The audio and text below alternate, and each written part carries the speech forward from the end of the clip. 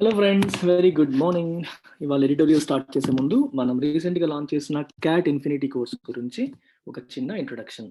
So CAT infinity, CAT అనేది మీకు తెలిసిందే, ఇండియాలో ప్రీమియర్ బీ స్కూల్స్ అయిన ఇండియన్ ఇన్స్టిట్యూట్స్ ఆఫ్ మేనేజ్మెంట్ ఐఐఎమ్స్లో అడ్మిషన్ కోసం కండక్ట్ చేయబడే test, common admission test, MBA entrance test కింద మీరు తీసుకోవచ్చు ప్రీమియం బీ స్కూల్స్లో ఎంబీఏ చేయడం కోసం. సో దీనికి ఫ్యాకల్టీ ఎవరంటే నేను and Krishna sir. And I got 99 percentile in CAT and Krishna sir got 99.5 percentile in CAT. నేను ఇంగ్లీష్ టీచ్ చేస్తాను వర్బల్, సార్ టీచర్స్ ఎల్ఆర్డిఐ, సార్ వచ్చేసి మీకు LR as well as DI, logical reasoning, data interpretation, దాంతోపాటు quant కూడా sir teach చేస్తారు. So arithmetic portion అంతా కూడా సారే టీచ్ చేస్తారు. అండ్ అలాంగ్ విత్ దిస్, అంటే మేము క్యాట్లో పర్సంటైల్ సాధించామన్నది ఒకటే పాయింట్ కాదు. మేము క్యాట్ రాసినది 2007-8 ప్రాంతంలో. తర్వాత విడిడ్ ఎంబీఎస్ కూడా మేము top colleges, MDI management development institute, ఇండియాలో ఇది 7th బెస్ట్ బీ స్కూల్. ఈ బీ స్కూల్లో ఇద్దరం కూడా ఎంబీఏ కలిసి కంప్లీట్ చేసాం.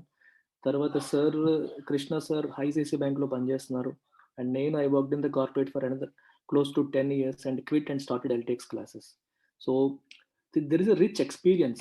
సబ్జెక్ట్ మ్యాటర్తో పాటు బీ స్కూల్ లైఫ్ గురించి మాకు అవగాహన ఉండింది. తర్వాత వచ్చే కార్పొరేట్ లైఫ్లో కూడా సార్ ఇంకా పనిచేస్తున్నారు, నేను 10 years పనిచేశాను. All this will come together and help you in your CAT preparation. And CAT ప్రిపరేషన్లో చాలామంది స్ట్రగుల్ అయ్యేది జీడిపిఏ దగ్గర కూడా. అంటే అలాంగ్ విత్ రిటర్న్ టెస్ట్ అనేది ప్రిపరేషన్ అనేది మనం కామన్గా చేసుకుంటాం. జీడిపిఏకి వెళ్ళేసరికి చాలామంది ఏం మాట్లాడాలో తెలియదు, ఎలా మాట్లాడాలో తెలియదు, చాలా స్ట్రగుల్ అవుతూ ఉంటారు. కారణం ఏంటంటే జనరల్ నాలెడ్జ్, ఎస్పెషల్లీ ఎకానమీకి సంబంధించిన పోర్షన్ పైన సరైన అవగాహన లేకపోవడం వల్ల. ఇన్ఫ్యాక్ట్ మేము ప్రిపేర్ అయ్యేటప్పుడు కూడా వీ ఫేస్డ్ సిమిలర్ ఇష్యూస్. అందుకనే when we decided to launch this, we have decided to have exclusive focus for GDPI right from the beginning. అంటే స్టార్టింగ్ నుంచే మీకు బర్నింగ్ ఇష్యూస్ పైన అవగాహన కల్పించడం, హిందూ ఎడిటోరియల్స్ ద్వారా వాటి మీద సబ్జెక్ట్ నాలెడ్జ్ బిల్డ్ చేయడం. ప్లస్ నేను యూపీఎస్సీ ఎకానమీ టీచ్ చేస్తాను యూపీఎస్సీ వాళ్ళకి. సో దాంట్లో కొన్ని ఇంపార్టెంట్ పోర్షన్స్ అనేవి క్యాట్ ఆస్పిరెంట్స్కి కూడా నేను అవైలబుల్గా పెడతాను. You can access that content along with your regular written test preparation. ఇలా వెళ్ళడం వల్ల ఇంటిగ్రేటెడ్ ప్రిపరేషన్ ఉంటుంది. And all this at just 15,000 rupees. ఇది కూడా మీరు 3 ఇన్స్టాల్మెంట్స్లో పే చేయొచ్చు. సో మంత్కి 5,000 చొప్పున మీరు పే చేయొచ్చు. And life time validity. So చాలామంది జాబ్ చేస్తూ క్యాట్ రాస్తూ ఉంటారు. సో ఒకసారి 2 సార్లు అని కాదు, మీరు ఎన్నిసార్లు అన్నా రాయండి. ఎయిమ్ ఫర్ ఐఎమ్స్లో సాధించడానికి ప్రయత్నం చేయండి. Even if it takes 3 attempts, we will stay with you. 2 attempts, we will stay with you. ఒక్క ఫీజుతోనే మీరు ఎన్నాళ్ళైనా ప్రిపేర్ కావచ్చు. అలాగే స్టూడెంట్స్ డిగ్రీ చదువుతున్నప్పుడు మీరు జాయిన్ అయిపోయినా సరే, throughout your graduation you can continue to prepare with us. అందుకే టైమింగ్స్ కూడా ఎలా సెట్ చేసామో చూస్తే మీరు టైమింగ్స్ అనేవి 7 to 9 PM వీక్ డేస్లో, వీకెండ్స్ ఏమో ఇలాగా. సో ఇలా పెట్టడం వల్ల ఏమవుతుందంటే జాబ్ చేసే వాళ్ళు అటెండ్ కావచ్చు. 7 to 9 PM అంటే కొన్నిసార్లు మార్నింగ్ ఉంటుంది, మార్నింగ్ 6 to 7. సో ఈ టైమింగ్స్ ఎలా అంటే ఆఫీస్కి వెళ్ళే వాళ్ళకి బాగుంటుంది, కాలేజ్ స్టూడెంట్స్ కూడా అటెండ్ అవ్వచ్చు అండ్ కంప్లీట్ చేసిన వాళ్ళు ఎప్పుడైనా అటెండ్ కావచ్చు. సో వీకెండ్స్, వీక్ డేస్లో ఈవినింగ్ క్లాసెస్ ఇలా పెడుతూ మనం వెళ్తాం. అండ్ మాక్ టెస్ట్ జరుగుతాయి, ఎక్స్ప్లెనేషన్ జరుగుతాయి, కంప్లీట్ అన్నీ కూడా మేము కవర్ చేయడం జరుగుతుంది. ఇంట్రెస్ట్ ఉన్న వాళ్ళు కాల్ దిస్ నెంబర్. సో ఈ నెంబర్కి కాల్ చేయండి. సో ఇక్కడ నెంబర్ రాస్తున్నాను, 7893899553. ఈ నెంబర్కి కాల్ చేసి మీరు జాయిన్ అవ్వచ్చు. క్లాసెస్ స్టార్ట్ అయ్యాయి, you can join any time. Take care, by by.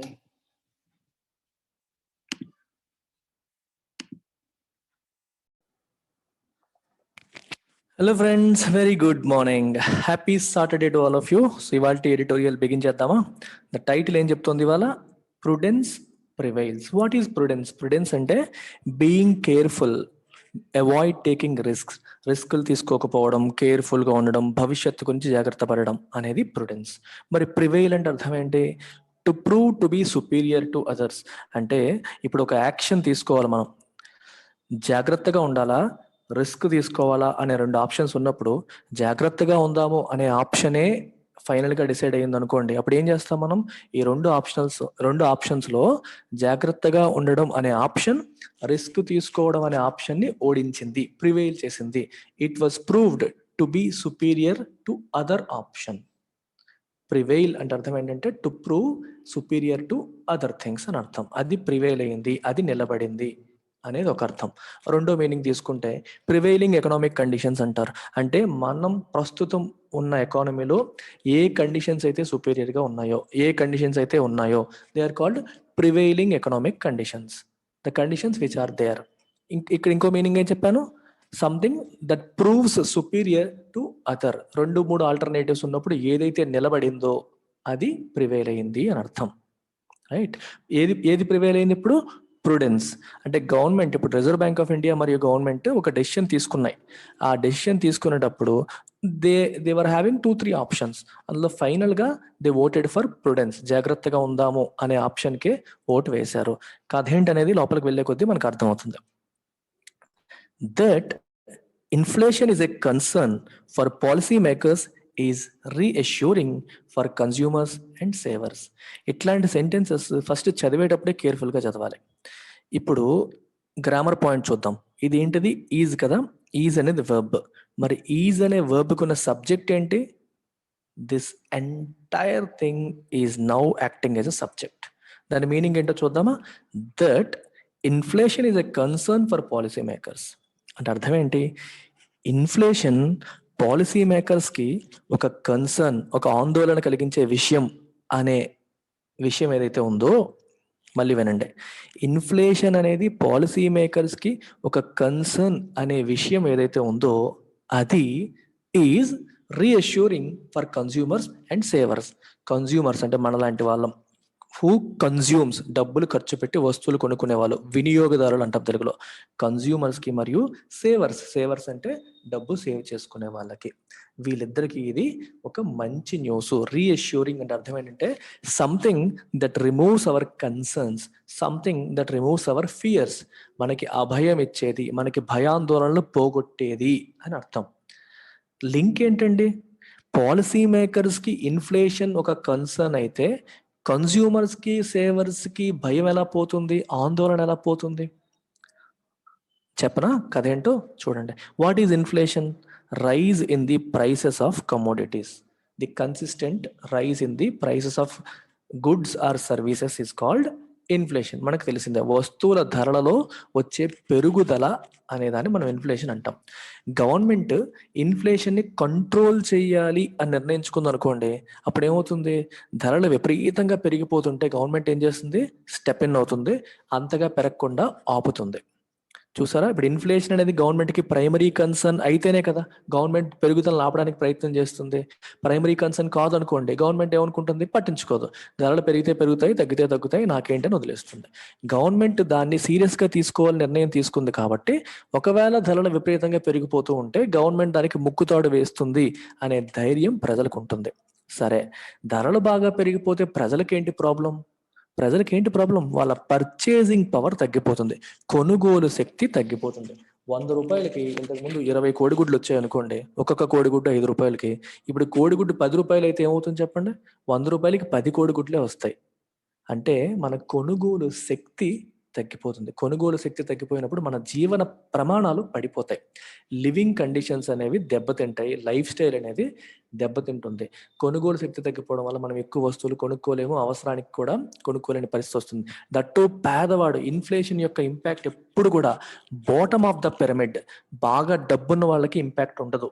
నిత్యావసర ఆయిల్ రేట్లు పెరిగినా, బియ్యం రేట్లు పెరిగినా కోటీశ్వరుడు ఎప్పుడూ బాధపడేది ఎవరు? Bottom of the pyramid, BPL కింద, బిలో పవర్టీ లైన్ కింద ఉన్న ప్రజలు సఫర్ అవుతారు. ఆకలి చావులు చనిపోయే అవకాశం కూడా ఉంటుంది. మధ్యతరగతి వాళ్ళకి ఉన్న కొంచెం మనీని వాళ్ళు బ్యాంకుల్లో సేవ్ చేసుకుంటారు, దాచుకుంటారు. బ్యాంకుల్లో వచ్చే వడ్డీ కన్నా ధరల పెరుగుదల ఎక్కువైపోయింది అనుకోండి, అప్పుడు ఏమవుతుంది? వచ్చిన ఇన్కమ్ కన్నా కూడా అయ్యే ఖర్చులు ఎక్కువైపోతాయి. దానివల్ల కూడా వాళ్ళు సఫర్ అవుతారు. ఇదంతా జరగకుండా ఉండాలంటే ధరలు అదుపులో ఉండాలి. దాన్నే మనం ఇంగ్లీష్లో ప్రైస్ స్టెబిలిటీ అంటాం. ఈ price stability is very very important.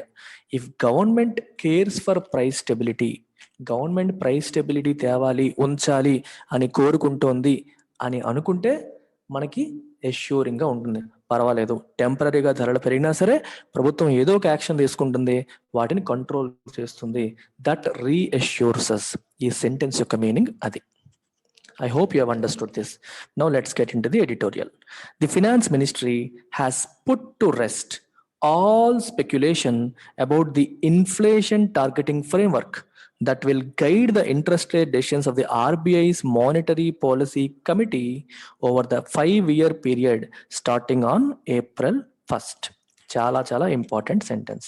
ఈ సెంటెన్స్ చదివే ముందు మనం ఒక్కసారి 2016 సంవత్సరానికి వెళ్దాం. 2016వ సంవత్సరంలో మొట్టమొదటిసారి గవర్నమెంట్ ఆఫ్ ఇండియా మరియు రిజర్వ్ బ్యాంక్ ఆఫ్ ఇండియా ఒక ఒప్పందం చేసుకున్నాయి. దే హ్యాడ్ ఏ మ్యాండేట్ ఒక ఒప్పందం చేసుకున్నాయి. ఏమని? ఆర్బీఐకి సంబంధించిన monetary policy committee. What is monetary policy? A policy that determines the amount of money supply in the country. A policy that determines the interest rates in the country. దాన్ని monetary policy అంటాం. మీకు example చెప్పాలంటే, మన ఎకానమీలో money supply ఎంత ఉండాలి అంటే, money supply ఎంత ఉండాలంటే అర్థం reserve bank of India print చేయాలా చేయకూడదా అనే విషయమే కాదు. మనకు సప్లై అనగానే ప్రింటింగ్ చేస్తే సప్లై పెరిగిపోతుంది, ప్రింటింగ్ చేయకపోతే సప్లై తగ్గిపోతుంది అనే ఆస్పెక్ట్ గుర్తొస్తుంది. ఆ ఒక్క ఆస్పెక్టే కాదు, ఇంకా చాలా ఆస్పెక్ట్స్ ఉన్నాయి. I tell you. అదొకటే కాకుండా మనకి ఇంకా చాలా చాలా విషయాలు ఉన్నాయి. ఇప్పుడు ఫర్ ఎగ్జాంపుల్ మీరు ఈ పదాలు వినుంటారు. CRR, cash reserve ratio. అంటే బ్యాంకులు వాళ్ళు సేకరించిన డిపాజిట్స్లో కొంత percent Reserve bank of India దగ్గర క్యాష్ రూపంలో మెయింటైన్ చేయాలి. ఒకవేళ సిఆర్ఆర్ పెరిగింది అనుకోండి, అంటే ఎక్కువ పర్సంటేజ్ రిజర్వ్ బ్యాంక్ దగ్గర మెయింటైన్ చేయాలి. అంటే బ్యాంకులు చేతుల్లో ఉన్న మనీ ఏమైంది? తగ్గిపోతుంది. అప్పుడు సిస్టంలో మనీ సప్లై ఏమైనట్టు? తగ్గినట్టు. బ్యాంకుల దగ్గర మనీ ఉంటేనే కదా ప్రజలకు వెళ్తుంది, అది లోన్ రూపంలో వేరే రూపంలో. అలాగే ఎస్ఎల్ఆర్ అంటాం, స్టాట్యూటరీ లిక్విడిటీ రేషియో. అంటే బ్యాంకుల దగ్గర డిపాజిట్స్ రూపంలో సేకరించిన మనీలో కొంత భాగం గవర్నమెంట్ సెక్యూరిటీస్లోనో గోల్డ్లోనో ఇన్వెస్ట్ చేయాలి. ఎవరు? బ్యాంక్స్ చేయాలి. అది 18%, 16% అని చెప్పి రిజర్వ్ బ్యాంక్ ఆఫ్ ఇండియా చెప్తూ ఉంటుంది. దాని ప్రకారం వీళ్ళు ఇన్వెస్ట్ చేయాలి. ఇది పెరిగింది అనుకోండి, అప్పుడు కూడా బ్యాంకుల చేతుల్లో ఉండే మనీ ఏమవుతుంది? తగ్గిపోతుంది. అంటే మనీ సప్లై తగ్గింది. సో ఇలాంటివి పెంచడం, తగ్గించడం లాంటి డెసిషన్స్ అన్ని ఎవరు తీసుకుంటారు? మానిటరీ పాలసీ కమిటీ తీసుకుంటుంది. ఈ డెసిషన్స్ అన్నిటినీ మనం ఏమంటాం? మానిటరీ పాలసీ డెసిషన్స్ అని చెప్పి అంటాం. అలాగే రెపో రేట్ వినుంటారు, వడ్డీ రేట్లు. రెపో రేట్ అంటే అర్థం ఏంటి? బ్యాంకులకి అత్యవసరంగా మనీ అవసరమైనప్పుడు they can take it from reserve bank of India at a certain interest rate. ఆ వడ్డీ రేట్ని మనం సింపుల్గా రెపో రేట్ అని చెప్పి అంటాం. రెపో అనేది జనరల్గా అల్ట్రా షార్ట్ టర్మ్, ఒక రోజుకి, 14 డేస్కి, 1 వీక్కి, చాలా తక్కువ పీరియడ్కి తీసుకుంటారు ఈ అత్యవసరమైన పరిస్థితుల్లో. దీన్ని వడ్డీ రెపో రేట్ అంటారు. రెపో రేట్ పెరిగింది అనుకోండి, అంటే రిజర్వ్ బ్యాంక్ ఆఫ్ ఇండియా బ్యాంకులకి ఇచ్చే వడ్డీ పెరిగినట్టు. సో బ్యాంకులకి ఛార్జ్ చేసే వడ్డీ పెరిగినట్టు. జనరల్గా బ్యాంకులు కూడా వాళ్ళ కస్టమర్స్కి, అంటే మనలాంటి వాళ్ళకి ఛార్జ్ చేసే వడ్డీ కూడా పెంచుతారు. సో ఈ వడ్డీ రేట్లు పెంచే డెసిషన్ కూడా మానిటరీ పాలసీ కిందకి వస్తుంది. అయితే ఈ మానిటరీ పాలసీ డెసిషన్స్కి ఇన్ఫ్లేషన్కి సంబంధం ఏంటి? ఇప్పుడు ఇక్కడ చూసారా మీరు, ఇన్ఫ్లేషన్ టార్గెటింగ్ ఫ్రేమ్వర్క్ అని చెప్పి అన్నారు. అంటే ఇన్ఫ్లేషన్ని టార్గెట్ చేయాలి, ఇన్ఫ్లేషన్ ఒక లిమిట్కి మించి ఉండకూడదు అని. 2016లో ఏమనుకున్నారంటే 4% ±2% మెయింటైన్ చేయాలి అని డిసైడ్ అయ్యారు. అండ్ ఇన్ఫ్లేషన్ అనేది 4% దగ్గర ఉండాలి. కొంచెం అటు ఇటు అయితే పైకో 2% పెరగచ్చు, కిందకో 2% తగ్గొచ్చు. అంటే 2 to 6% మధ్య మెయింటైన్ చేసేలాగా ఒక ఫ్రేమ్వర్క్ అనుకున్నారు. ఎవరు అనుకున్నారు? గవర్నమెంట్ ఆఫ్ ఇండియా మరియు రిజర్వ్ బ్యాంక్ ఆఫ్ ఇండియా. అయితే ఒక విషయం గుర్తుపెట్టుకోండి, ఈ ప్రైసెస్ 4% మరియు 4% ±2% దగ్గర మెయింటైన్ చేయాలి అంటే రిజర్వ్ బ్యాంక్ ఆఫ్ ఇండియా ఏం చేయాలి? మానిటరీ పాలసీ కమిటీ ఏం చేయాలి? దానికి మానిటరీ పాలసీకి సంబంధం ఏంటి అనే క్వశ్చన్స్ మీకు వస్తాయి. లెట్ అస్ సే ఈ ఇన్ఫ్లేషన్ అనేది 6% దగ్గరికి వచ్చేసింది అనుకుందాం. ఇప్పుడు రిజర్వ్ బ్యాంక్ ఆఫ్ ఇండియా ఏం చేయాలి? దాన్ని తగ్గించాలి కదా, 4% దగ్గరికి తేడానికి ట్రై చేయాలి, పెరిగిపోతుంది కాబట్టి. అప్పుడు మానిటరీ పాలసీ ఏం చేస్తుందంటే, మానిటరీ పాలసీ కమిటీ ఏం చేస్తుందంటే, ధరలు తగ్గాలి అంటే ప్రాథమిక ఎకనామిక్ సూత్రం, ఫండమెంటల్ ఎకనామిక్ ప్రిన్సిపల్ ఏంటి? Demand and supply. మనకు తెలిసిందే, డిమాండ్ పెరిగితే ధరలు ఏమవుతాయి? పెరుగుతాయి. సప్లై పెరిగితే ధరలు ఏమవుతాయి? తగ్గుతాయి. అంటే సప్లై కాన్స్టెంట్గా ఉండి డిమాండ్ పెరిగితే ధరలు పెరుగుతాయి. డిమాండ్ కాన్స్టెంట్గా ఉండి సప్లై పెరిగితే ధరలు తగ్గుతాయి. ఇప్పుడు ఇన్ఫ్లేషన్ ఎక్కువగా ఉంది, తగ్గించాలి అనుకోండి, దాని అర్థం ఏంటి? డిమాండ్ తగ్గాలి, అంతేనా? వస్తువులకి డిమాండ్ ఎక్కువ ఉంటేనే కదా ప్రైస్ పెరిగిపోతూ ఉంటుంది. డిమాండ్ తగ్గాలి. డిమాండ్ తగ్గాలంటే ఏం తగ్గాలి? ప్రజల చేతుల్లో క్యాష్ తగ్గాలి. చేతుల్లో క్యాష్ ఉంటేనే కదా అది కొందాం ఇది కొందాం అనే ఆలోచనలు వస్తాయి. సో చేతుల్లో ఉన్న క్యాష్ తగ్గిపోవాలి. చేతుల్లో ఉన్న క్యాష్ తగ్గాలంటే రిజర్వ్ బ్యాంక్ ఆఫ్ ఇండియా ఏం చేయొచ్చు? ఆలోచించండి ఒకసారి. ఇంట్రెస్ట్ రేట్ పరంగా వెళ్తే వడ్డీ రేట్లు పెంచొచ్చు. వడ్డీ రేట్లు పెంచింది అనుకోండి, మనం ఏమనుకుంటాం? బ్యాంక్ ఎక్కువ వడ్డీకి మనీ ఇస్తుంది, సారీ డిపాజిట్ల పైన ఎక్కువ వడ్డీ ఇస్తుంది అని చెప్పి చేతిలో ఉన్న క్యాష్ తీసుకొచ్చి బ్యాంకులో పెడతాం. సో చేతిలో ఉన్న క్యాష్ తగ్గుతుంది, స్పెండింగ్ తగ్గుతుంది. సిమిలర్గా లోన్ తీసుకోవాలి, ఇక్కడ నేను ఒక బైక్ కొనాలి, లోన్ తీసుకుందాం అనుకున్నాను. వడ్డీ రేట్లు ఎక్కువ ఉన్నాయనుకోండి, లోన్ పైన ఎక్కువ వడ్డీ వేస్తాడు బ్యాంకోడు. ఇంత వడ్డీ వేస్తారు కాబట్టి నేను ఇప్పుడు లోన్ తీసుకోవడం ఎందుకు అవసరమా అని చెప్పి నీ పర్చేజింగ్ నువ్వు వాయిదా వేసుకుంటావు. దానివల్ల కూడా ఏమైంది? వస్తువులకి డిమాండ్ తగ్గింది. డిమాండ్ తగ్గినప్పుడు ధరలు తగ్గుతాయా తగ్గవా? ఆటోమేటిక్గా తగ్గుతాయి. ఆ రకంగా ఇన్ఫ్లేషన్ని రిజర్వ్ బ్యాంక్ ఆఫ్ ఇండియా తీసుకున్న నిర్ణయాల ద్వారా ఇన్ఫ్లేషన్ని కంట్రోల్ చేస్తూ ఉంటుంది. అలాగే సిఆర్ఆర్ ద్వారా చేయొచ్చు. సిఆర్ఆర్ బాగా పెంచేసింది అనుకోండి, బ్యాంకుల చేతుల్లో ఉన్న క్యాష్ తగ్గిపోతుంది. చేతుల్లో ఉన్న క్యాష్ తగ్గినప్పుడు ఇచ్చే లోన్స్ తగ్గిపోతాయి. ఇచ్చే లోన్స్ తగ్గినప్పుడు తీసుకునే ప్రజలు, ఆబ్వియస్గా ప్రజల సిస్టంలోకి వెళ్ళే మనీ తగ్గిపోతుంది. మనీ సప్లై తగ్గిపోయినప్పుడు వస్తువులకి డిమాండ్ కూడా తగ్గిపోతుంది. మనీ ఉంటేనే కదా వస్తువులు కొంటాం. లోన్లు తగ్గిపోయినప్పుడు ప్రజల చేతుల్లోకి వచ్చే మనీలు తగ్గిపోతాయి. మనీ తగ్గిపోయినప్పుడు వస్తువులకు డిమాండ్ తగ్గిపోతుంది. డిమాండ్ తగ్గినప్పుడు ఆటోమేటిక్గా ధరలు తగ్గుతాయి. అలాగే ధరలు పెంచాలి అనుకుని గవర్నమెంట్ అనుకుంది అనుకోండి, అప్పుడు ఏం చేస్తుంది? మనీ సప్లై పెంచుతుంది. ఏ రకంగా? సిఆర్ఆర్ తగ్గించవచ్చు, ఎస్ఎల్ఆర్ తగ్గించవచ్చు, ఇంట్రెస్ట్ రేట్స్ తగ్గించవచ్చు. వడ్డీ రేట్లు బాగా తగ్గించేసింది అనుకోండి, బ్యాంకుల్లో పెడితే మనకేం వస్తుందని చెప్పి మనం మన దగ్గరే పెట్టుకుంటాం, విల్ స్పెండ్. అలాగే లోన్లు తక్కువ వడ్డీకి లోన్లు వస్తాయి అనుకోండి, ప్రతి వాళ్ళు అవసరం ఉన్నా లేకపోయినా సరే లోన్స్ తీసేసుకుంటారు. సో ప్రజల చేతుల్లో క్యాష్ పెరిగిపోతుంది. క్యాష్ పెరిగినప్పుడు దే విల్ స్పెండ్ చేసినప్పుడు ఆటోమేటిక్గా డిమాండ్ పెరుగుతుంది. డిమాండ్ పెరిగినప్పుడు వస్తువుల ధరలు పెరుగుతాయి. ఈ రకంగా మానిటరీ పాలసీ కమిటీ తన నిర్ణయాల ద్వారా ఇన్ఫ్లేషన్ని ఇన్ఫ్లుయెన్స్ చేయగలుగుతుంది, కంట్రోల్ చేయగలుగుతుంది. అలా 2016 నుంచి 2021 వరకు ఈ టార్గెట్ పెట్టుకున్నారు. ఇప్పుడు 2021 వచ్చేసింది కదా, నెక్స్ట్ 5 yearsకి ఏం చెయ్యాలి అనే ఆలోచన వచ్చింది. 5 years అయిపోయింది, నెక్స్ట్ 5 years ఏం చేద్దాం? మళ్ళీ ఇన్ఫ్లేషన్నే టార్గెట్ చేద్దామా, లేకపోతే ఇన్ఫ్లేషన్ గురించి పట్టించుకోకుండా ఓన్లీ గ్రోత్ చూసుకుందామా, ఇండస్ట్రీకి ఏం కావాలో అది చేద్దామా అనే మీమాంసలో పడ్డారు కొన్ని రోజులుగా. చివరికి ఏం చేశారు? ఇన్ఫ్లేషన్నే మళ్ళీ టార్గెట్ చేద్దాము, దీన్నే ఇంకో 5 years కంటిన్యూ చేద్దామని నిర్ణయం తీసుకున్నారు. అలా నిర్ణయం తీసుకోవడం వల్ల కన్స్యూమర్స్కి సేవర్స్కి కూడా హాయిగా ఉంది అని చెప్పి చెప్తున్నారు. ఎందుకు అంటే ఇన్ఫ్లేషన్ని పట్టించుకోలేదంటే ఏమవుతుంది? ధరలు పెరిగిపోయినా ప్రభుత్వం పట్టించుకునే పరిస్థితి రావచ్చు. అలా వచ్చినప్పుడు ప్రజల జేబులకి చిల్లులు పడతాయి. అది problem. The finance ministry has put to rest. Put to rest అంటే అర్థం ఏంటి? దేని put to rest? All speculation. Speculation అంటే ఊహాగానాలు, ఎలా అవుతుందా అలా అవుతుందా స్పెక్యులేషన్ అంటాం చూడండి. ఇప్పుడు పవన్ కళ్యాణ్ గారేమో చంద్రబాబు నాయుడు గారిని కలిశారనుకోండి, then there will be speculation that Janasena might tie up with Telugu Desam Party. ఊహాగానాలు వచ్చేస్తాయి. If you put them to rest అంటే ఊహాగానాల్ని స్టాప్ చేయడం. హ్యాస్ పుట్ టు రెస్ట్ అంటే అర్థం ఏంటి? స్టాప్. వాటన్నిటిని ఆ ఊహాగానాలకి ఒక చరమగీతం పాడడం, ఆపడం. దీనికి సంబంధించిన speculation about the inflation targeting framework.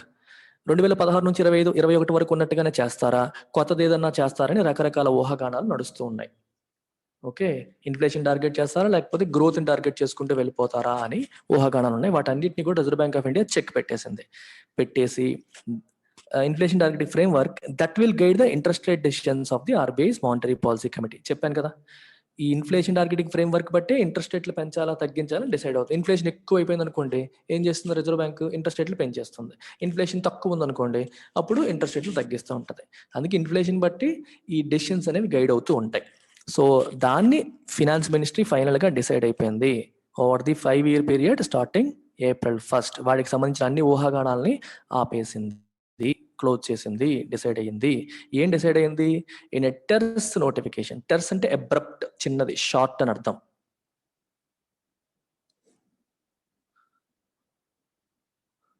Okay, short notification, terse notification. The Department of Economic Affairs announced that the inflation target for the quinquennium ending on March 31st, 2026 will be 4% with an upper tolerance level of 6% and a lower tolerance level of 2%. ఇంతకుముందు చెప్పినట్టే 4% కి target చేయడానికి try చేస్తారు. Inflation 4% దగ్గరలో ఉంచేలాగా చూస్తారు. Upper ఏమో ఒక 2%, ఎందుకంటే మనం ఎంత అనుకున్నా సరే కొంచెం అటు ఇటు కదులుతుంటుంది. అప్పర్ టాలరెన్స్ ఏమో 6%, లోవర్ ఏమో 2%. అంతకంటే కిందకి వెళ్ళకుండా అంతకంటే పైకి వెళ్ళకుండా మెయింటైన్ చేయాలని ప్రయత్నం చేస్తారని చెప్పి ఈ నోటిఫికేషన్లో మెన్షన్ చేయడం అనేది జరిగింది. క్విన్క్వెన్నియం అంటే అర్థం ఏంటి? For a period of 5 years. A period of 5 yearsని క్విన్క్వెన్నియం అని చెప్పి అంటారు. సో April 1st, 2021 నుంచి March 31st, 2026 వరకు. Right?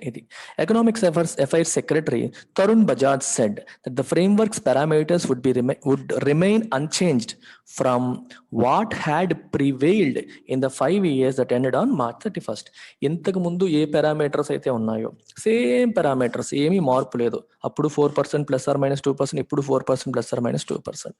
ఒకవేళ కన్సిస్టెంట్గా అది మెయింటైన్ చేయలేకపోతే 6% దాటిపోతే reserve bank of India government of ఇండియాకి ఎక్స్ప్లెనేషన్ రాయాలి, ఎందుకు మెయింటైన్ చేయలేకపోయారు, ఇకపై దీన్ని సాల్వ్ చేయడానికి మీరు ఏం చేస్తారు, యాక్షన్ ప్లాన్ ఏంటి అని చెప్పి reserve bank of India government of ఇండియాకి ఎక్స్ప్లెనేషన్ లెటర్ రాయాల్సి వచ్చేది. ఇప్పుడు కూడా అవే కండిషన్స్ మళ్ళీ మెయింటైన్ అవుతాయి. ఇంతకుముందు ఏవైతే అనుకున్నారో ఒప్పందంలో same things which had prevailed ఏవైతే ఉండేవో ఇప్పుడు కూడా అవి కంటిన్యూ అవుతాయి. వుడ్ రిమైన్ అన్చేంజ్డ్, మారవు, అలాగే ఉంటాయి అని చెప్పి ఆయన చెప్పారు.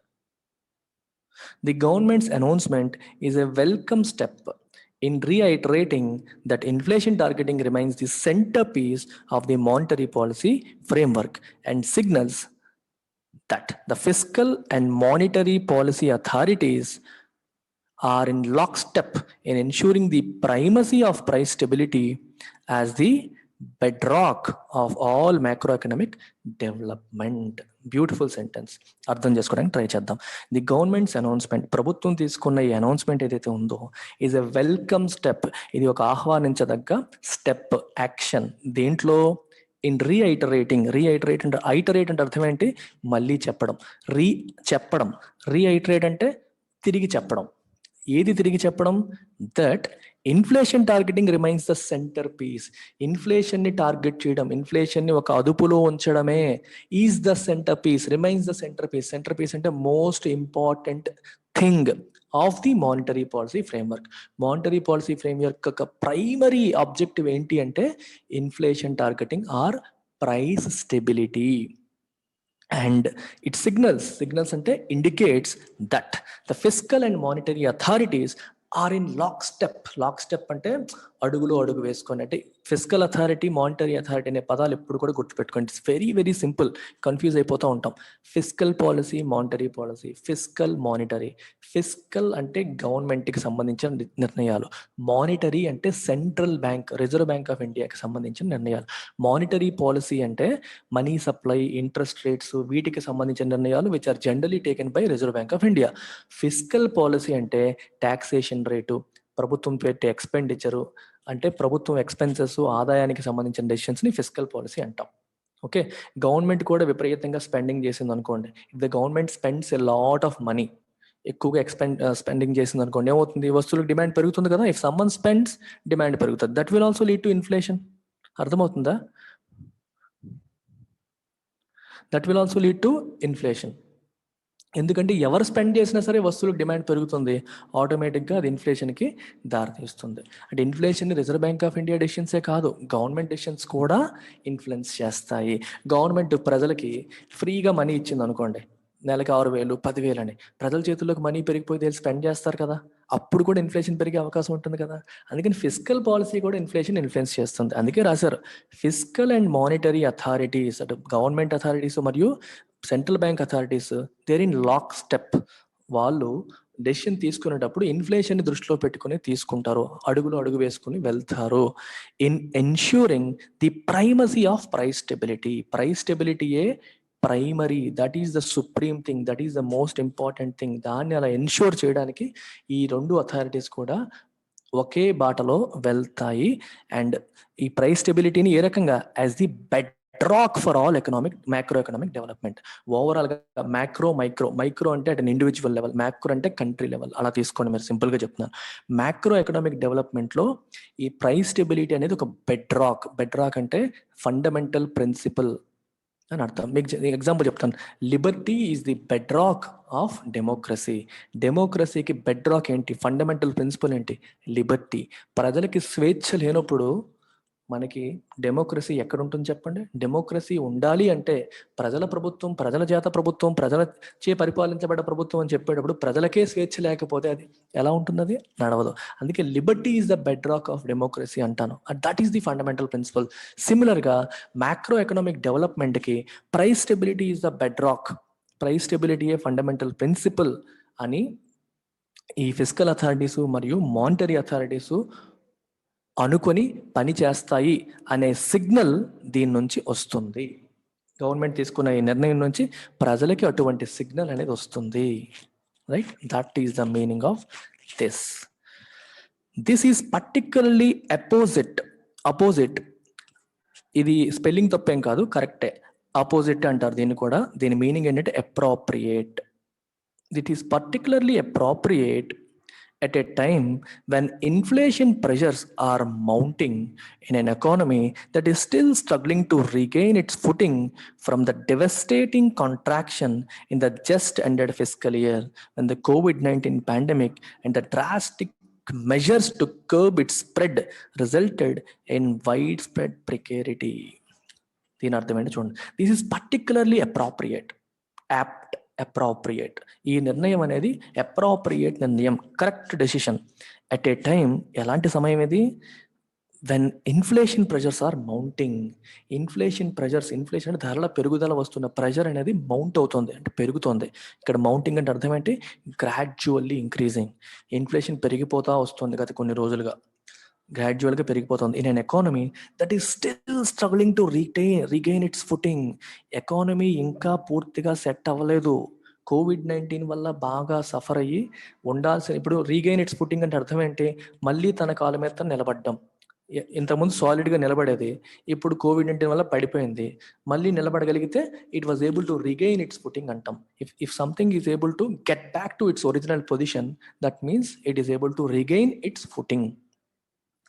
అలా తన ఫుటింగ్ తను రీగెయిన్ చేయడానికి ఇట్ ఈస్ స్టిల్ స్ట్రగుల్ అవుతుంది.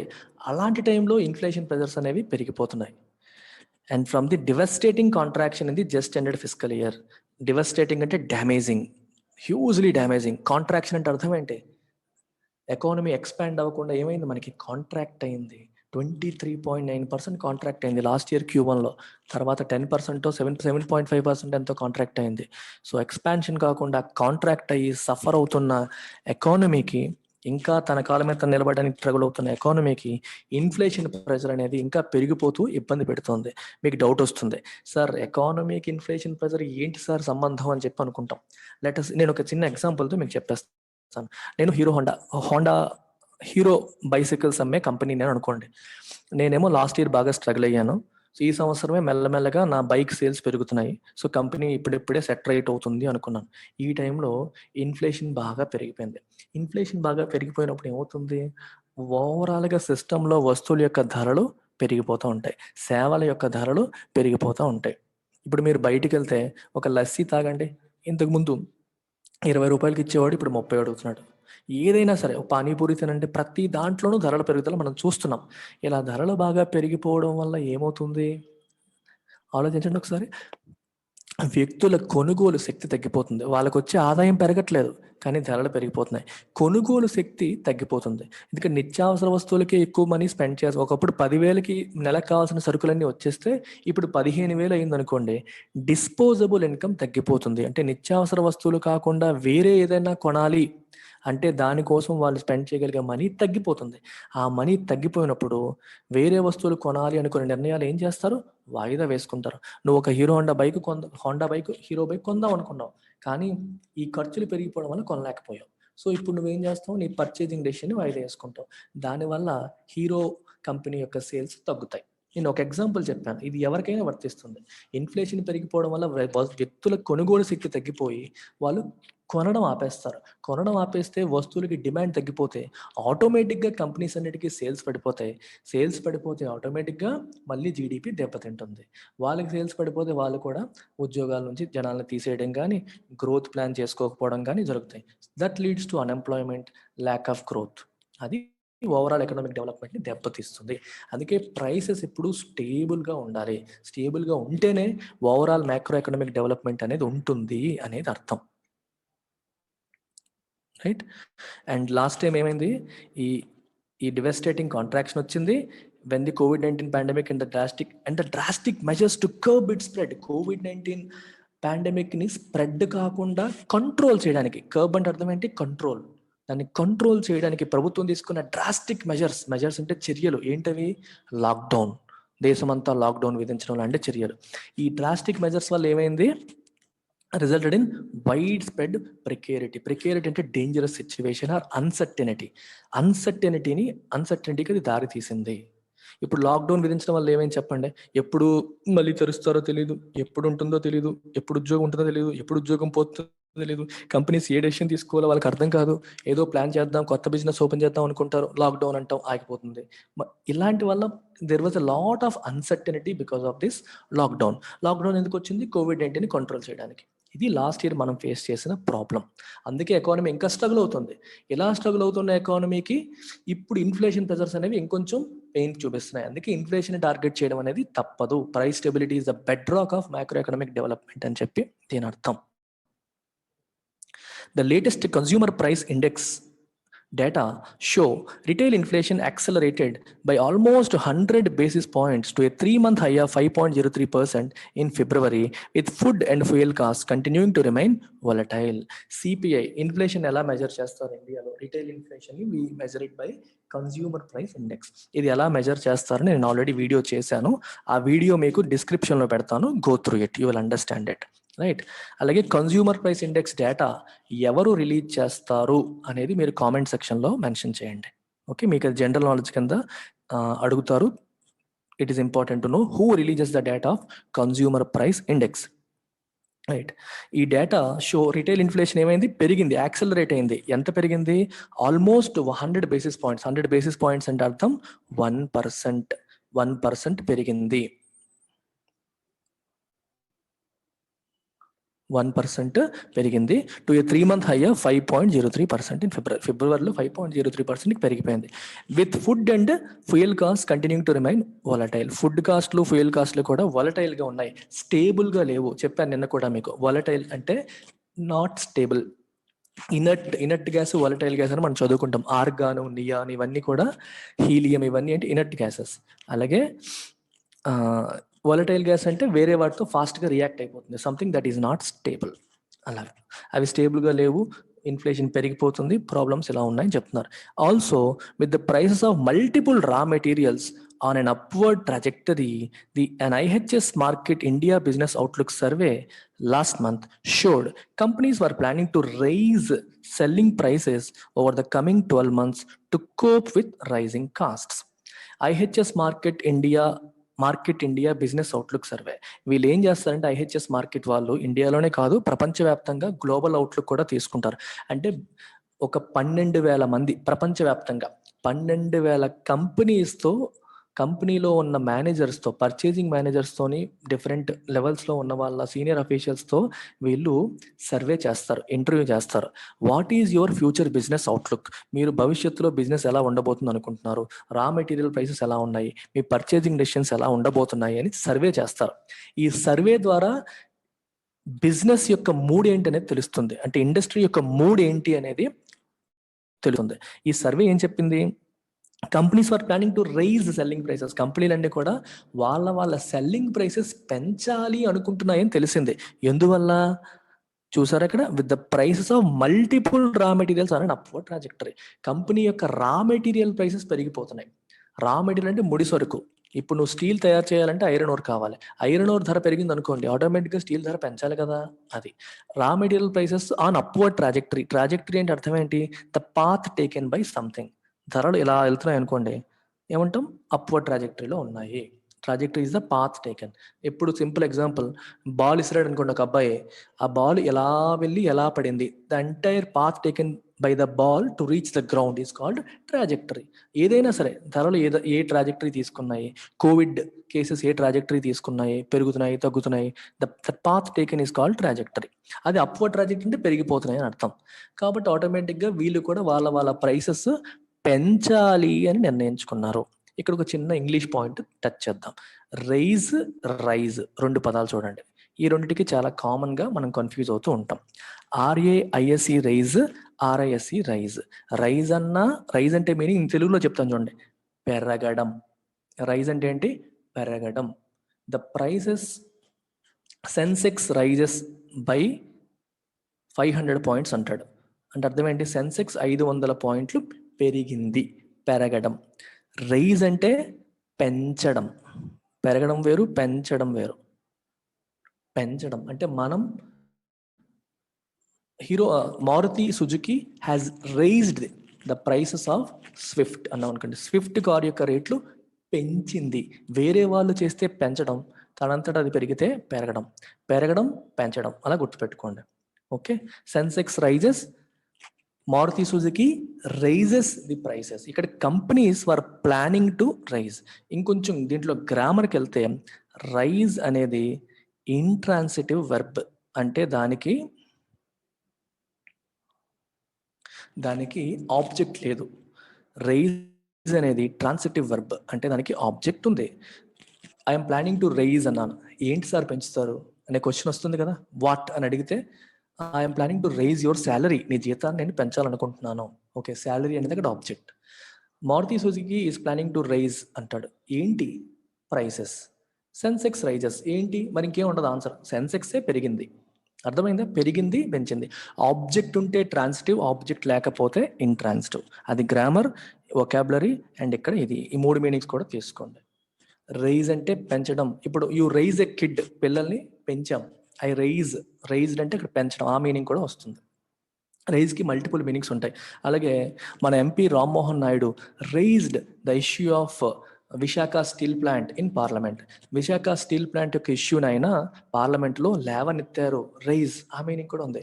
Legislators raise issues related to their constituency in the parliament and assembly. Assembly మరియు పార్లమెంట్లో వాళ్ళ నియోజకవర్గాలకి సంబంధించిన సమస్యలను వాళ్ళు లేవనెత్తుతారు. ఆ మీనింగ్ కూడా ఉంటుంది. సో రైజ్కి అన్ని మీనింగ్స్ ఉన్నాయి. ఇప్పుడు విషయంలోకి వచ్చేద్దాం.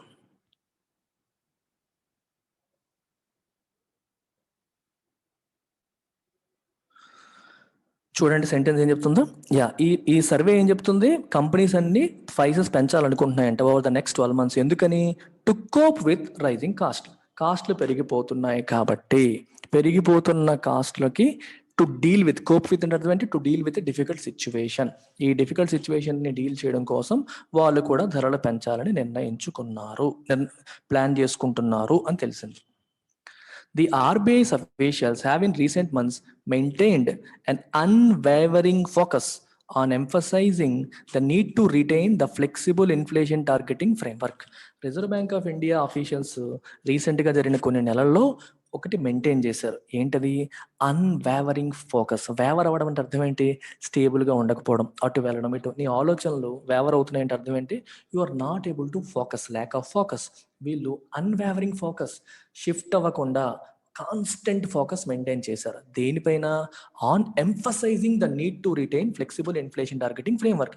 ఇన్ఫ్లేషన్ టార్గెటింగ్ ఫ్రేమ్వర్క్, అది కూడా ఏంటి? Flexible inflation targeting framework. Flexible అనే పదం ఎందుకు వాడారు? 4 + or -2 కదా, ఓన్లీ 4 అనట్లేదు. Of course there will be times when it will be little more and when it will be little less. అందుకే ఆ upper and lower tolerance levels కూడా maintain చేశారు. సో అందుకే ఆ పదం రాశారు. ఫ్లెక్సిబుల్ ఇన్ఫ్లేషన్ టార్గెటింగ్ ఫ్రేమ్వర్క్ని మెయింటైన్ చెయ్యాలి అనే విషయాన్ని వాళ్ళు ఎంఫసైజ్ చేశారు. వాళ్ళు ఏమీ అందులో మార్పు లేదు, ఫోకస్ అంతా దానిపైనే ఉంది. In a December working paper titled measuring trend inflation in India, the deputy governor overseeing monetary policy Michael Debabrata Patra and a colleague underscored the importance of ensuring appropriateness of the inflation target. దీని అర్థం ఏంటి చెప్పండి? డిసెంబర్లో ఒక working paper release చేశారు. దాని పేరేంటి? Measuring trend inflation in India. ఈ వర్కింగ్ పేపర్లో డిప్యూటీ గవర్నర్ ఎవరు? Michael Debabrata Patra. Overseeing monetary policy. What is the meaning of overseeing? Overseas అంటే సూపర్వైజ్ చేయడం.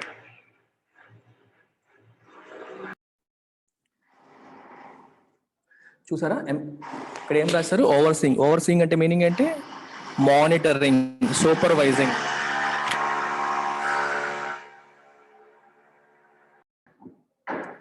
సో ఓవర్సీయింగ్ అంటే అర్థం ఏంటి? సూపర్వైజ్ చేయడం. ఎవరు సూపర్వైజ్ చేస్తున్నారు? Monetary policy committee. అందులో ఎవరుంటారు? Deputy governor. ఆయన పేరు మైకేల్ దేబబ్రత పత్ర. సో ఆయన మరియు ఇంకో కొలీగ్ ఏమన్నారు వాళ్ళు? They underscored the importance of ensuring the appropriateness of inflation target. Inflation target ని మెయింటైన్ చేయాలి, ఇది అప్రోప్రియేట్ అని చెప్పి ఆ విషయాన్ని వాళ్ళు అండర్స్కోర్ చేశారు. What is the meaning of underscore? Underscore అంటే దాన్ని ఎంఫసైజ్ చేయడం, దట్ ఈస్ ఇంపార్టెంట్ అని చెప్పడం.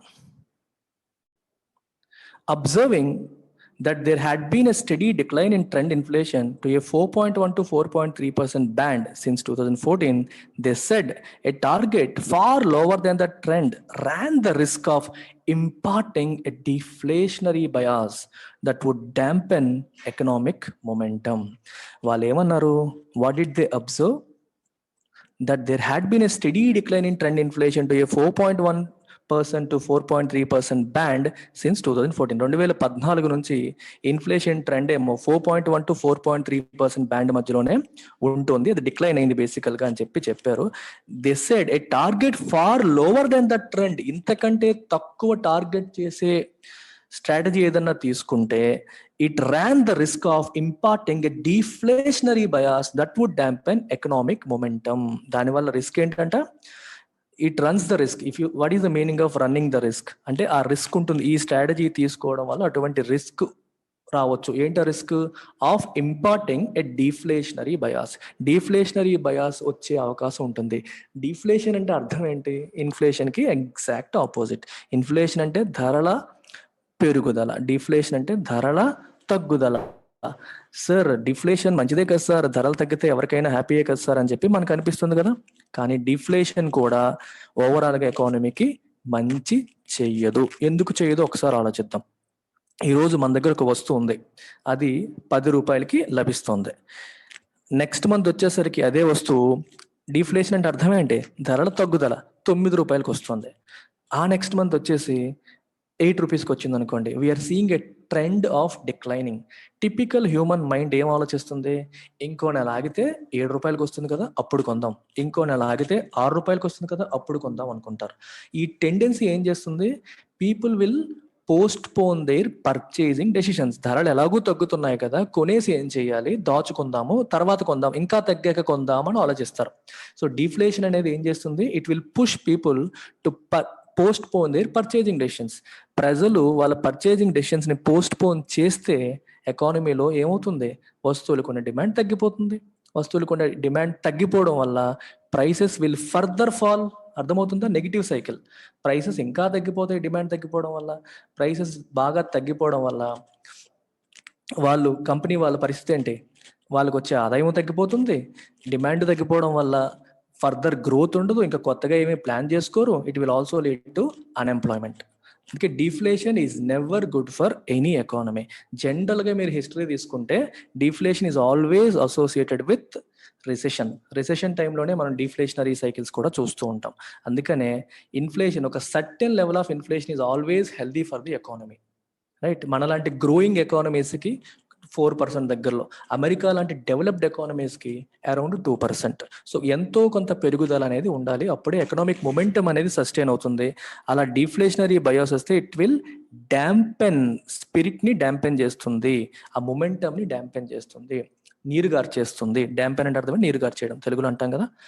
అలాగే while A target much above the trend, ఈ ట్రెండ్ కి మించి పెద్ద టార్గెట్ తీసుకున్నాం అనుకోండి, సరే ఇది ఇన్ఫ్లేషన్ మంచిదే కదా, ఇన్ఫ్లేషన్ పెరిగితే ఇంకా ఎకానమిక్ బాగుంటుందని మీనింగ్ వస్తుంది కదా అని అనుకున్నాం అనుకోండి, ఏమవుతుంది? It could engender expansionary monetary conditions that would likely lead to inflation shocks. తక్కువ పెడితే డిఫ్లేషన్ ప్రాబ్లమ్స్ వస్తాయి, దానివల్ల మంచి జరగదని మాట్లాడుకున్నాం. మరీ ఎక్కువైపోతే ఏంటి ప్రాబ్లం? బాగా ఎక్కువైపోతే ఏంటి ప్రాబ్లం? దానివల్ల ఎక్స్పాన్షనరీ మానిటరీ కండిషన్స్ వస్తాయి, ఎకానమీ ఓవర్ హీట్ అయిపోతుంది. ఎక్స్పాన్షనరీ కండిషన్స్ వల్ల ఎకానమీ ఓవర్ హీట్ అవుతుంది, ధరలు విపరీతంగా పెరిగిపోతాయి, పర్చేసింగ్ పవర్ దెబ్బతింటుంది. పర్చేసింగ్ పవర్ దెబ్బతినడం వల్ల ఎటువంటి నష్టాలు వస్తాయో మనం ఆల్రెడీ మాట్లాడాం.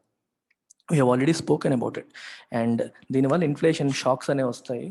చెప్పాను చాలాసార్లు, ఇండియా లాంటి ఎకనామిక్ ఇన్ఈక్వాలిటీ చాలా ఎక్కువగా ఉన్న కంట్రీస్లో inflation effects the bottom of the pyramid more than the people at the higher level. పేదవాడు ఎక్కువ సఫర్ అవుతాడు ఇన్ఫ్లేషన్ వల్ల డబ్బున్న వాడి కన్నా. నిత్యావసర వస్తువుల ధరలు పెరగడం వల్ల డబ్బున్న వాళ్ళకి, అంబానీలకి ఏ నష్టం ఉండదు. ఎవరైతే పేదవాళ్ళో వాళ్ళే ఇంకా ఇంకా సఫర్ అవుతారు. సో అందుకని excess of anything is not good for the economy. And in February, the RBI's researchers authoring its report on currency and finance themed reviewing the monetary policy framework made clear that the framework had served the economy well. ఈ last 5 years నుంచి మనం ఏదైతే ఈ framework maintain చేస్తున్నామో ఇది ఎకానమీకి ఇప్పటి వరకు ప్రాపర్గానే సర్వ్ చేసింది, మంచి చేసింది. Attested by a decline in inflation volatility and more credible anchoring of inflation expectations. Attested by అంటే అర్థం ఏంటి? What is the meaning of attestation? Attestation చేయించుకోండి అంటారు. నేను పలానా వ్యక్తిని, పలానా దాన్ని అని చెప్పి ఒక గెజిటెడ్ ఆఫీసర్తో సైన్ చేయించండి అంటారు. సైన్ చేయడం అర్థం ఏంటి? మనం చెప్పిన మాటని ఆయన ఒక రకంగా స్టాంప్ వేయడం అనమాట. వీళ్ళు చెప్పింది కరెక్టే, ఎవిడెన్స్ ఇవ్వడం లాంటిది. అది ఒక అథారిటీ ఇస్తే నమ్మకం వస్తుంది. అలాగే ఇక్కడ ఆ అటెస్ట్ అనే పదాన్ని మీరు తీసుకోండి. ఇన్ఫ్లేషన్ టార్గెటింగ్ మెకానిజం అనేది మన ఎకానమీకి మంచే చేసింది అని చెప్పి అంటున్నాం. And it was attested by a decline in inflation volatility. Inflation volatility అనేది తగ్గిపోయింది. ఇప్పుడు చెప్పడం జరిగింది, దానికి ఎవిడెన్స్ ఏంటి? మనకు కనిపిస్తుంది. ఇన్ఫ్లేషన్ వాలటైలిటీ అనేది లాస్ట్ 5 years లో బాగా తగ్గింది. ఇప్పుడు రీసెంట్ గా వచ్చింది తప్పితే అదర్వైజ్ వాలటైలిటీ అంటే అర్థం ఏంటి? స్థిరత్వం లేకపోవడం, అది తగ్గింది. And more credible anchoring of inflation expectations. More credible అంటే విశ్వసనీయమైన, నమ్మదగ్గ, రైట్? యాంకరింగ్ అంటే అర్థం ఏంటి? What is the meaning of anchor? Anchor అంటే ఒకదాన్ని ఒక స్థిరత్వంగా పట్టుకోవడం, పట్టుకోకుండా కదలనేయకుండా ఒక పొజిషన్లో ఫిక్స్ చేయడం. ఇన్ఫ్లేషన్ ఎక్స్పెక్టేషన్స్ని ఒక దగ్గరే ఫిక్స్ చేసేలాగా అది హెల్ప్ చేసింది ఎకానమీకి. గత కొన్ని లాస్ట్ ఇయర్ అంతా మనం ఈ టార్గెట్ తీసుకోవడం వల్ల. ఈ టార్గెట్ తీసుకోలేదంటే ఏమవుతుంది? ఒక దగ్గర ఉండదు. రేపు ప్రైస్లు ఎలా ఉంటాయో మనకు తెలియదు, ఎల్లుండి ఎలా ఉంటాయో తెలియదు, ఏ ప్లాన్ చేయాలో తెలియదు. ఒక టార్గెట్ పెట్టి 4% దగ్గర మెయింటైన్ చేయడం వల్ల ప్రజలకి కూడా వాళ్ళ యొక్క పర్చేసింగ్ పవర్ అనేది సస్టైన్ అవుతుంది, ఇబ్బంది ఉండదు. మీకు ఆల్రెడీ చెప్పాను, విపరీతంగా పెరిగిపోతే జేబులకి చిల్లులు పడతాయని ఎగ్జాంపుల్స్ చెప్పాను. ఆ ప్రాబ్లమ్స్ ఏవి ఉండవు. ప్రభుత్వానికి కూడా రిమైనింగ్ పాలసీ డెసిషన్స్ అనేవి ఈజీ అవుతాయి. Right, that the government's economic officials have heeded these calls will certainly reassure investors and savers that inflation remains a central concern for all policy makers. ఇది ఇందాక sentence. That the government's economic officials have heeded these calls. What is the meaning of paying heed? Paying heed అంటే అర్థం ఏంటి? Paying attention to people's concerns. ప్రజల యొక్క concerns కి attention pay చేయడం. మీ మాట మేము విన్నాము, ప్రజలు కోరుకుంటున్నారని ప్రభుత్వం వింటోంది అనే విషయం అనేది it will certainly reassure investors కి మరియు ప్రజలకి, సేవర్స్ కి, దాచుకునే వాళ్ళకి రీఅష్యూర్ చేస్తుంది, అభయం ఇస్తుంది, వాళ్ళకి ధైర్యాన్ని ఇస్తుంది, వాళ్ళ భయాన్ని పోగొడుతుంది. ఎందుకంటే ప్రభుత్వం ప్రజల కన్సర్న్స్ పట్టించుకుంటుంది అనే విషయం మనకి ధైర్యాన్ని ఇస్తుందా? ఇవ్వదా? ఇస్తుంది. That inflation remains a central concern for all policy makers. Policy makers అందరికీ కూడా ఇన్ఫ్లేషనే సెంట్రల్ కన్సర్న్ గా ఉంది అనే విషయం మనందరికీ కూడా ధైర్యాన్ని ఇస్తుంది, రీఅష్యూర్ చేస్తుంది. అది దీని యొక్క అర్థం. Very very important article, a beautiful mix of English and economy. That's it. Take care. By.